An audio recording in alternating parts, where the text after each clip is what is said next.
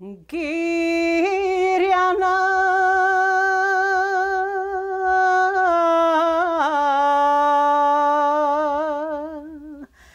вино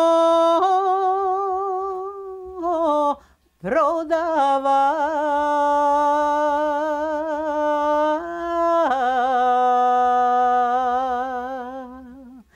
На кераджи мори не дава.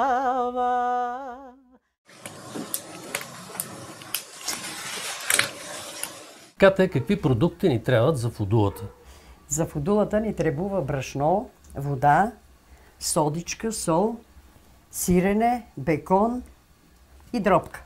Сланинка. Вие на сланинката дробка ли казвате? Дробка викаме ние. Дробчицата нарежа на ситничко и на дъги парченца, да може отгоре цялото да се украси. Добре. Да привлечеме апетита, който го яде. Той апетита и така вече виждам, че се привлича още от началото, преди да сме започнали.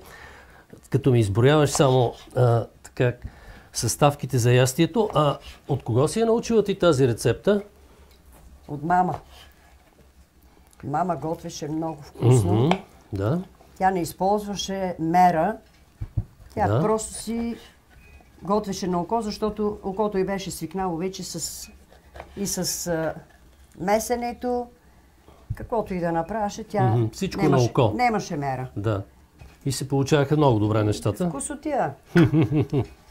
Гости като ви идват, правите ли тази рецепта? Харесва ли? Това се събираме даже и сега на кафенце, поръчаме си или си направиме фудулата, събереме се, согреме си малко грайна ръчия. Фудулата с ракийка върви. То върви месето, нема къде да не си вземеш и да си согрееш и ракия. Това е съвременната пица сега. Така, това е предшественика на съвременната пица, така ли? Сега тура отгоре гъби, тура зелена пиперка, червена пиперка. Как ти харесва повече в автентичен вид? Да. Кето си го съм запълнила от мама. Така си го направя. Сега вече младежите направя. На младите харесва ли им фудулата? Или предпочитат пици да ядат? Мали ме рисува фудула. Може си поръча пица, ама ако направиш фудула, че зарежа всичко. Пицата отива на заден план веднага. Отива направо, че забравя, че има пица. Едно време това се е турело на масата. Фудула, попара се е направило с пресно такова масло, избиено от стоката от животните. И това се е предлагало на масата. Баница, суи чущи с уше се е направило. С какво? Уше. С уше, свинско уше имаш пред. Свинско уше. И суи чущи, това са зрел боб, сложен на връзка нанизани и се сложа на един прът или на връзката да се изсуша и като е вече изсушена самата шушулка и вътре бобо, и слагаш с уше, с нога от прасето, и то като пача става нещо и става нещо фантастично в гарнето, което е на капамевата тенджура. В него се вари. В гарне го приготвяте това ястие. И се тура се, и кървавица се тура в него. Пак и там кървавица. И кървавица и станува нещо фантастично. Фантастично станува. При толкова продукти, които изброи, са приятни, да. И с това се траси вино за тия такова гозби. И вино, и рачия, всичко върви. Значи това са си се за зимата подходящи гозби, защото виното си върви обикновено зимата, с тия мезета и гозби. Всичко. И накрая песни, то си се издокара яденето. Накрая, значи ще чуем една песен от вас тогава с трапезата на трапезата. Да.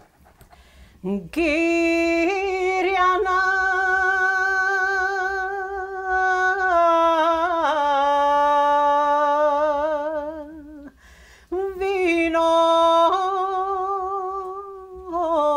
продава.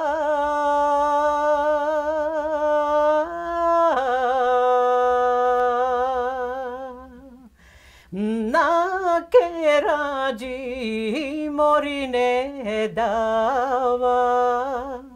На кераджи не дава, леле, на Стоян дава, леле, без пари. на кераджи не дава леле, настояно дава леле без пари.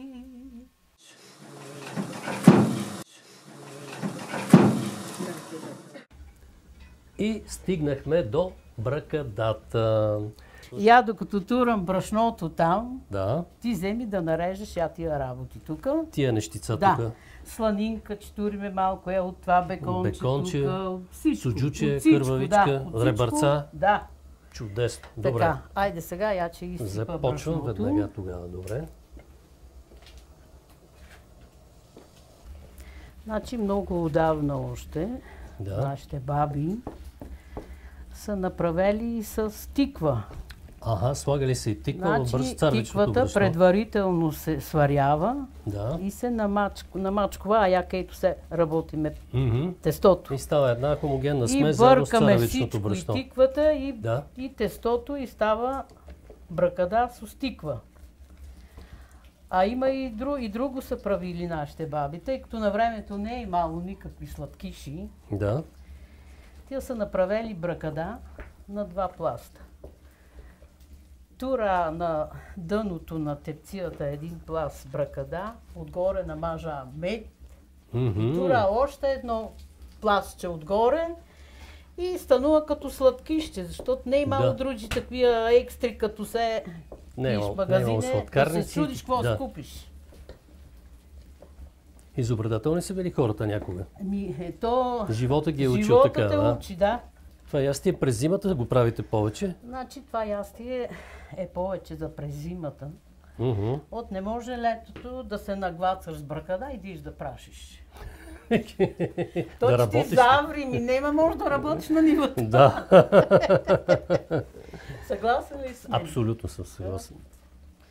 Затова зимата, като закапе снег на такива едри працали, Мгм. седаш си на софрата, се вече на масичка, тураш си винце, може да си сограеш и ръчица с медец. Екстра става. Често споменавате ракийката Да. и виното, когато така говорим за зимните ястия. Това си е нещо, което си върви ръка за ръка. Естествено, зимата. не може да седнеш през зимата Мгм. при тази зимна приказка отванка и да седиш сам на кафе. Или само на бракада без Отни вино си или една ракийка. граена ръчица, не напред, седне си пий кафе, чайове, какво искаш Да. там. Да не дойде много шута. Да. Какви е твоите вина? Няма лошо, да. Ще компенсираме. То ще има ли място за цялата украса отгоре, като гледаме доста богата украсата? Штурме едно с другото, не може. Добре. Я ти кажа, като не те реса бракадата, че гледаш да си взимаш от украсата. Много хубави ястия правите тук в Добринище. Все повече се убеждавам в това нещо, като ги виждам във все по-завършен Ама вид. само като кажеш добри неща, какво ти говори? И все добри неща. стават Много тук, добри нали така? неща. Много Не добри сега, в много добри неща. Много добри неща, Така. добре. Имаме студена вода, имаме гореща вода, имаме добри хора, най-важно. Най-важното, да. Които знаят да правят добри и хубави рецепти. И хубави рецепти. И много гостоприемни хора сме. Да. Ние с украсата май повече време се занимавахме, отколкото с другата съставна част. То тя е тя си най-важна украсата, бе, човек. Ето. Чещи ребенца, чещи тук кървавичка. От всичко има. То може да се остави и в чинийката, да не го слагаме и допълнително. Който иска, ще си гребва и от тук и от там. След това... Ще си взима и от тук. Ето, почти сме готови. Това няма да го слагаме, от и верно стана много богата отгоре. То от украсата не се вижда отдолу какво има. Да, не се гледа. Това е финала. Да. Кажи ми сега няколко думи и за това нещо, което сте приготвили. Това шупла ли го наричате? Това е, да, това е шупла. Как го приготвяте? Добринишка шупла. Тя се прави на времето още. Да. Бабите и майките ни правеха само с вода, сол и брашно. и се разбърква тестото, да не е много твърдо, да е по-ретичко и се пече. Изпича се. Те я правеха много тънка. Беше хрупкава, фантазия. Сега тази шупла е направена с вода пак, сол, но се слага и мая. И затова е по-пухнала. Да, по-пухнала и много вкусна. Добре, и една песен от всички вас, Добринишките бисери. Да. За финал. И приди, Маруше, моме Мари поду мене. Приди, Маруше, моме Мари поду мене.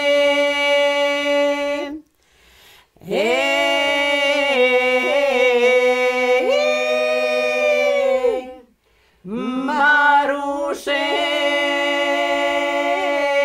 моме Мари поду мене. Там ми седни, Маруше, моме Мари на колено. Там ми седни, Маруше, моме Мари на колено.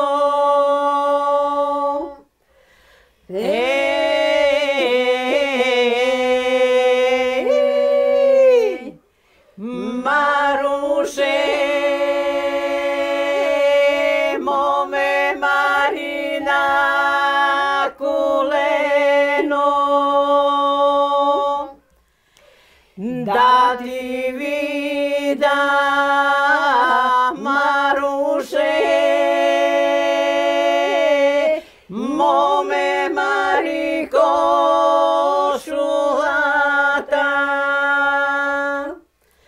Да ти вида, Маруше, моме Мари кошулата.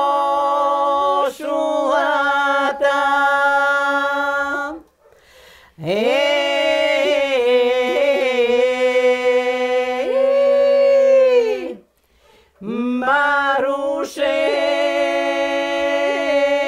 моме Мари кошулата.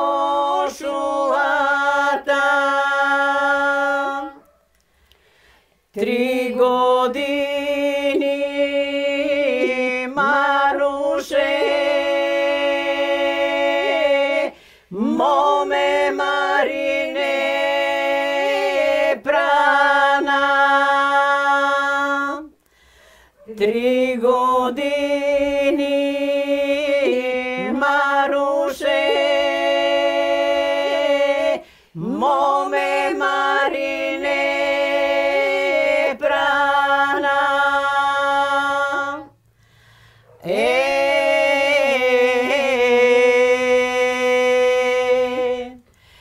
Маруше,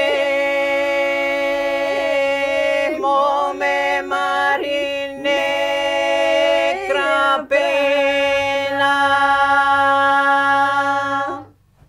Страхотно изпълнение. Благодаря ви много.